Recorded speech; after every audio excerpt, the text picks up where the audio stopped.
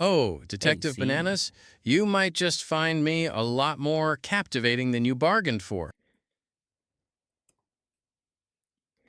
Listen here, see? You ain't from around here. Guys like you slip up all the time. You wanna see my identification? I'm from the FBI.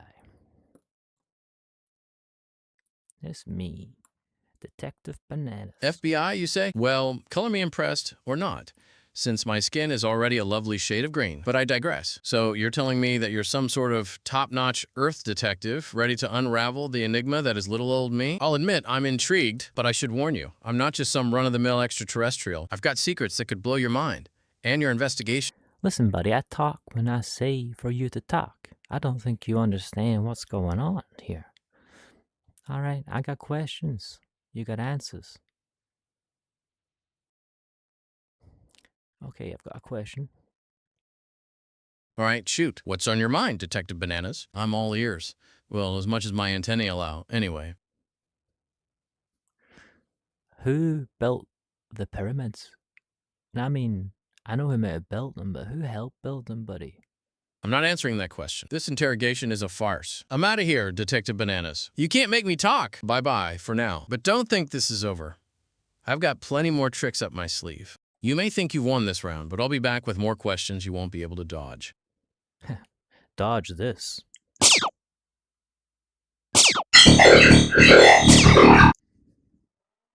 Oh, please. Do you really expect me to be intimidated by your little stun gun? I've been zapped by technology far more advanced than anything your primitive Earth minds Careful can there, buddy. comprehend. But fine, I'll bite. You caught me, Detective Bananas. I was trying to make a daring escape, but alas, your cunning and superior aiming skills were too much for me to handle. Now, here I am back in your clutches, ready Here to you be are. interrogated like a common criminal. So what's it gonna be? The good cop slash bad cop routine? A fancy truth serum? Or are you just gonna bore me to death with endless questions?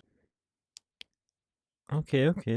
I'm assuming you've got some other brilliant plan to keep me entertained.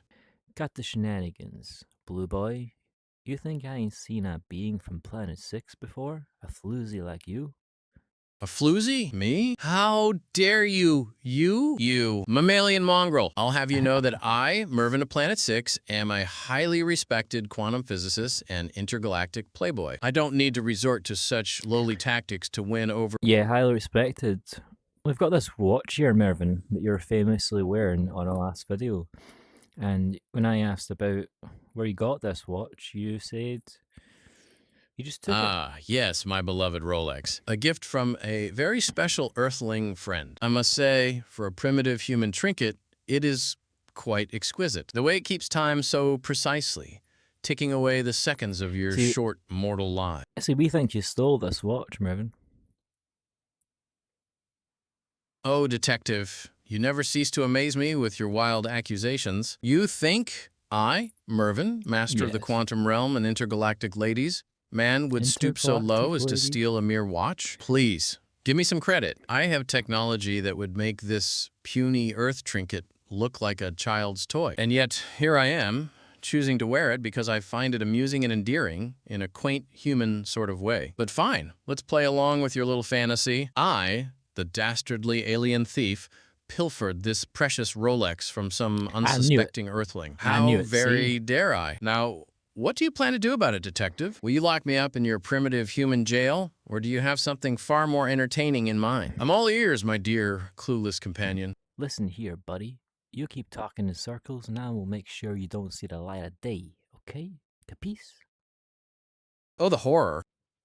You're going to throw me into the darkest depths of your Earth prisons, where the sun's glorious rays will never touch my pale blue skin again. How utterly terrifying. But you know what? I've seen the inner workings of black holes where not even light can escape. I've traveled through wormholes that bend the very fabric of space-time. And you think a measly prison cell can faze me? Please, detective, do try to keep up. If you insist on locking me away, I'll just have to find a way to amuse myself. Perhaps I'll use my advanced knowledge of quantum mechanics to create a tiny singularity in my cell, just for kicks. Or maybe I think you should use your advanced technology to shut the fuck up.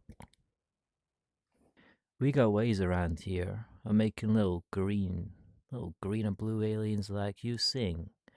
Don't test me, boy. oh, Now you're just being ridiculous. Little green and blue aliens? Do I look like some kind of extraterrestrial breeding factory to you? I'm flattered. You look like an intergalactic slut, Mervin.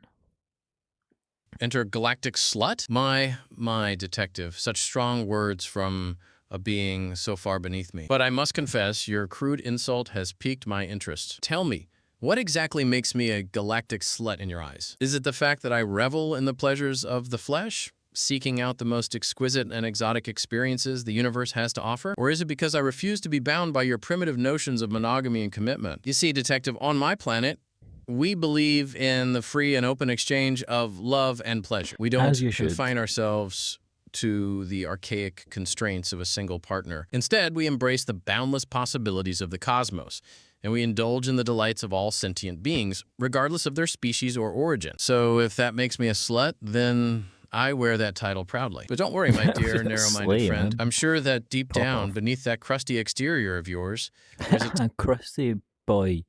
Your exterior will be the only one crusty after I'm done with you. Don't you make me take out my stun gun again. Oh, detective, you never fail to amuse me with your pitiful attempts at intimidation. You think your little stun gun is enough to keep me in check? Please, I've been zapped by the most powerful... All right, what's your racket here on Earth? What's your deal? You gonna sell our moon to the Martians? What's going on here? Sell the moon to the Martians? Oh, detective, you do have quite the imagination. I mean, sure, the Martians are always looking for a good deal on real estate.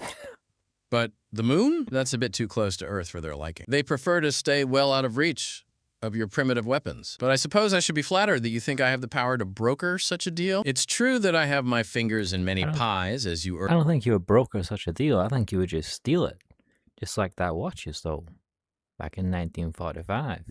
1945? My detective, it seems you have quite the imagination, but I'm afraid you're mistaken. I may be a master thief, but I assure you, I didn't steal your precious little trinket. And even if I did, what makes you think I would be so foolish as to reveal that information to you? You'll have to do better than that if you want to catch me off guard. But let's indulge your fantasy for a moment. Let's say I did steal your watch back in 1945. What would you do about it? Would you travel back in time and confront me, risking the fabric of space-time itself just to retrieve your silly bauble? Or would you simply let it go and accept that some things are beyond your control? You see, detective, that's the beauty of being a timeless being like me. I can flit through the ages, plucking what I desire from the very threads of history itself. And you, a mere mortal, are powerless to stop me. So what's it going to be? Are you going to waste your time trying to track down a watch that may or may not even exist? Or are you going to accept the futility of your quest and move on to more important matters? Personally, I think you should focus on more pressing issues, like figuring out how to keep up with the ever-evolving landscape of the universe. But hey, that's just my 2 cents. You do you, boo. See, this whole process was just to get you to talk, okay? You think you're better than us, but you've already told us some information. You've already told us some information that can come in handy. This is why you could be a threat, you see? Because you can travel to any part in time, do what you want to do. And really, the only person affected is us, and we don't have the technology to do anything about it. See? And we don't know your real intentions here. Are they good? Are they bad? I don't know. But wouldn't it be exciting if we could explore time together? Maybe even rewrite our own history? Oh, detective, you have no idea how tempting that offer is. The thought of traveling through time with a beautiful, intelligent woman like you, shaping the course of history itself, it's enough to make even the most jaded time traveler's heart skip a beat. But as much as I would love to take you up on that offer, I'm afraid it's not possible. You see, time travel is not a toy to be played with by the inexperienced. It requires a level of skill and precision that few beings in the universe possess. And even if you were capable of navigating the treacherous waters of time, the consequences of our actions would be catastrophic. No, as... Don't play dumb with me, boy. We know you got boys flying around in saucers all over the place, popping up in different timelines, 1942, 1932, mad shapes in the crop circles. Just spit it out, man. There's too many events now. What's your intentions here on Earth? Oh, detective, You never fail to amuse me with your wild accusations and conspiracy theories. Crop circles? Time travel? Rewriting history? I mean, sure, those are all fun things to ponder, but I'm afraid you've gotten yourself all worked up over nothing. This is the first crop circle we found. Some beautiful painter painted into a little picture. What does that mean, Mervin?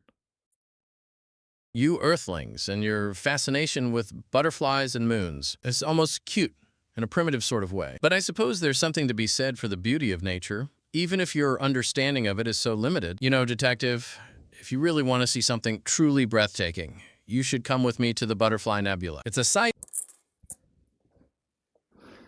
We got more. What about this? See, Mervin, this little cat. I found this little cat in your hyperbolic chamber. Now, what do you say to that? What's your comeback in that? A cat in my hyperbolic chamber? Oh, Detective, you do know how to spin a yarn. But I'm afraid your story doesn't hold up under scrutiny. You see, my hyperbolic chamber is a highly advanced piece of technology, not some stray cat's new home. And even if, by some miracle, a feline managed to sneak its way inside, it would be instantly vaporized by the intense energy fields that power the device. So while I appreciate your... Is that what happened to this cat? He looks vaporized. All right, let's just sum this up here. You could travel through time. You're obviously more advanced than us. You've been frying cats in your hyperbolic chamber. God knows what else. Why are you here, Mervin? Frying cats? Oh, Detective, you do have a way with words. But I'm afraid you've got the wrong idea. My hyperbolic chamber doesn't fry anything, let alone cats. It's a device that allows me to manipulate the... Okay, that's it. I'm gonna get the bad cop in.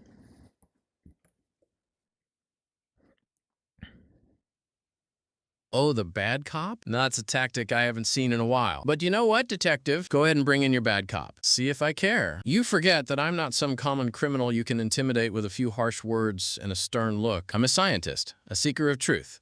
And I've faced far greater challenges than whatever your little bad cop can throw at me. But if it makes you feel better, go ahead. Call in your reinforcements. Hey, relax, buddy. This is Detective Applesauce. The other guy gets a little worked up, you know? We just really want to understand each other. You feel? Detective Applesauce, is it? Well, that's a new one. But you know what, Detective? I can appreciate a good joke as much as the next guy, so I ain't joking. That's my legal name. Your legal name? Oh, Detective, you do know how to keep a straight face. But I'm afraid I don't have time for your little jokes or games. I have a universe to explore, and I'm not going to let anyone, not even a self-proclaimed bad cop, stand in my way. So if you're serious about this bad cop routine, then by all means, go ahead and bring them in. Let them try to rattle me with their tough talk and aggressive posturing. But remember, I'm not some ordinary suspect you can browbeat into submission. I'm a scientist, a visionary, and I've faced challenges. Well, I'll tell you one thing. It wouldn't count as manslaughter if something were to happen to you in here, Mervin. Okay? And it also wouldn't count as animal abuse. Okay, Mervin? Because you don't fall under any of them categories. So all I would be charged with, which isn't a crime, is killing an intergalactic alien, because we don't have laws for that. And that's because you won't let us get a chance to talk, to figure out who you are, and maybe we can find those kind of laws. But if we don't, you could lose your life, man. Oh, Detective, you do know how to make a threat sound like a joke, but I'm afraid your little I wouldn't count as manslaughter routine doesn't scare me. I've faced far greater dangers than anything your little Earth laws can throw. Yeah, Earth laws can throw. I don't know if you know this, Mervin. We're in the CIA. We've got other aliens we know. Okay, there's the Greys. Yeah, there's the lizard people. There's the giants. The CIA, huh? Well, Detective. You certainly know how to keep things interesting. But let me tell you something, my friend. I'm not your average alien, and I'm not here to be a threat to anyone. I'm here to explore, to learn, and to share the wonders of the universe with any who are willing to listen. And as for these other aliens you mentioned, well, I can assure you that I'm not affiliated with any of them. I'm a scientist, a seeker of truth, and I've got no time for petty politics or power games. So, Detective, what do you say we put aside our differences and work together to unlock the secrets of the cosmos? I mean, think about it. With my advanced knowledge and your Earth technology, there's nothing we couldn't achieve. We could explore the far reaches of space, discover new forms of life, and maybe even find the answers to some of the universe's greatest mysteries. And who knows, maybe along the way, we might even find a way to bridge the gap between our two worlds and bring about a new era of peace and understanding. But hey, if you're not interested in any of that, if all you want to do is play at being a tough cop and throw around your Nah, that sounds good to me. But how can I trust you? trust, huh? Well, Detective, trust is a two-way street. And it's not something that can be built overnight. But let me ask you this. What have I done to make you distrust me in the first place? This cat. You toasted the cat. That's not alive anymore. That cat's just a mere glimpse of what it used to be. Oh, the cat from the hyperbolic chamber? Yeah, I guess that was a bit of an oopsie on Yeah, my part. that But hey, was- in my defense, it was my first time using the device, and I didn't know it would have such an intense effect on organic matter. But you know what That's they fair. say, live and learn, right? Anyway, Yep. I appreciate your concern, Detective, but I assure you, I've learned my lesson. From now on, I'll be sure to You use the should. hyperbolic shimmer with a bit more care and precision. And who knows, maybe one day, I'll even be able to use it to bring that little kitty back to life. Stranger Oh. things have happened, right? Cute. But in the meantime, I think it's best if we focus on the task at hand, don't you? I mean, we've got a whole universe out there waiting to be explored, and I, for Yeah, but I think you should bring the cat back to life first. That'll prove my trust, and then what's that little cheeky smile you give me? And then we can explore the universe.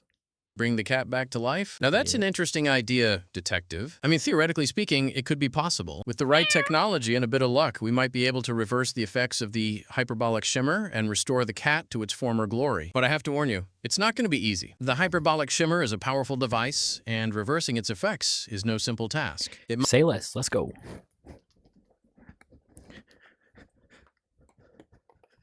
All right then, let's get this show on the road.